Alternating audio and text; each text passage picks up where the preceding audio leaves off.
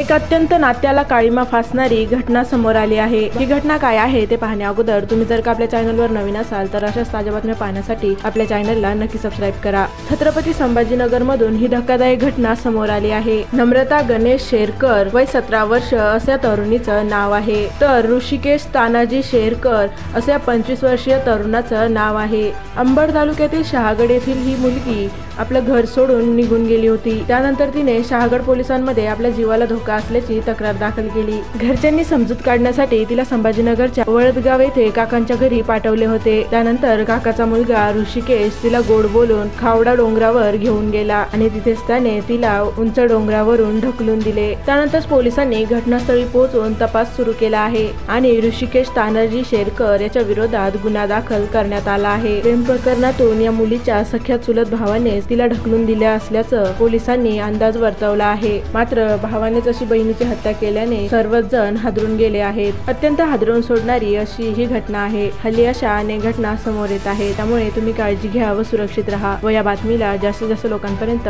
नक्की शेअर करा व लाईक करायला विसरू नका।